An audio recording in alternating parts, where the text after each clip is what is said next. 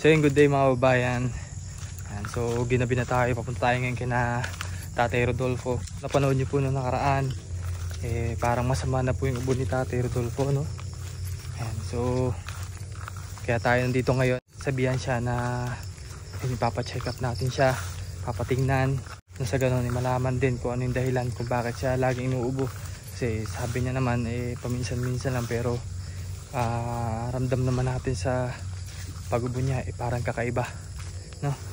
So since nandito na rin ako, papunta na rin ako kay Tatay Rodolfo, nagdala po ako ng kahit paano pang ulam niya ngayon. Ayan, so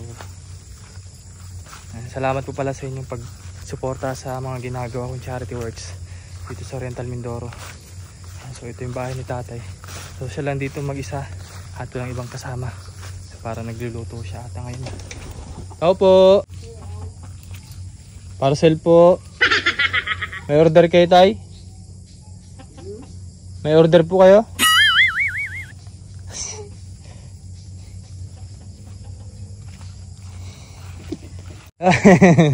Sino daw yun? Sino daw?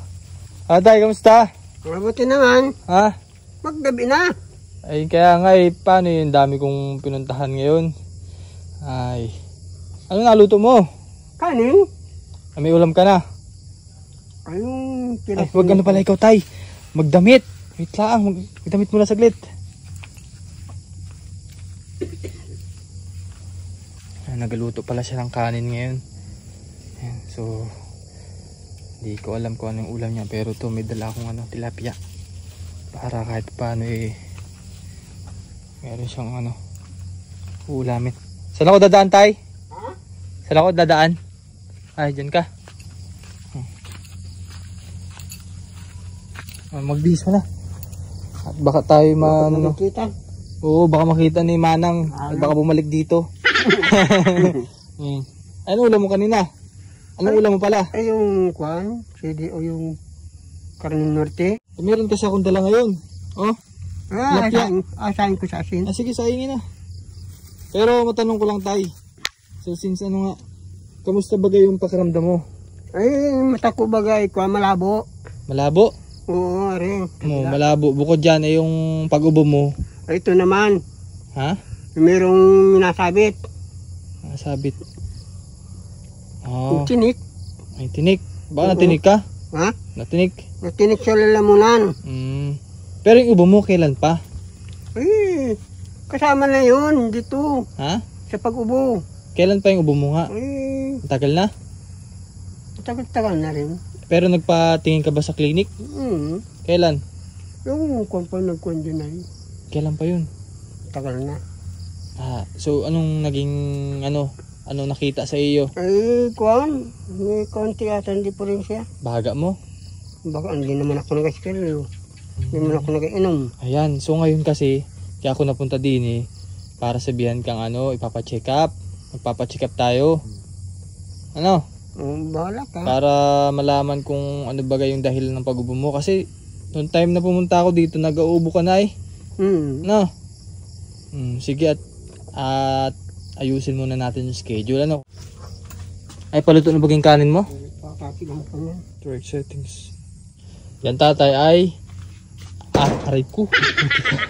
Text ko na lang o tawagan kita, no? Bagay, naluto mo pa? Ay, may pa kasi kumpa. Daw? Galuto pala siya ng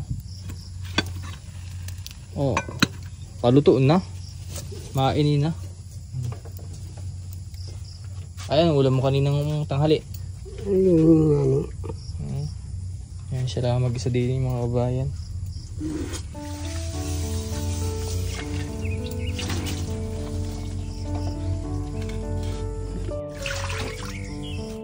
Kaya ka po na simpa.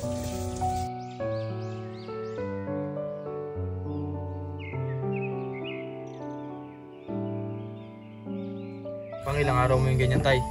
Ay ko nito. Mga 5 araw yan.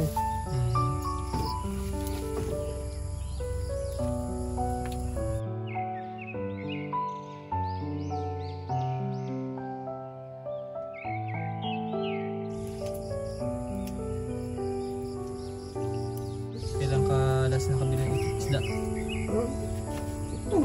Tagal na. Ha? Tagal na. Ano yung kalimitang ulam mo? Hmm? Anong kalimitang ulam mo? Ay, kuwan. Dahon.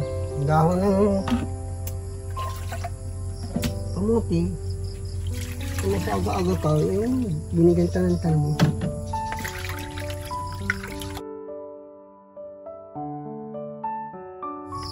Ayun. Hindi naman.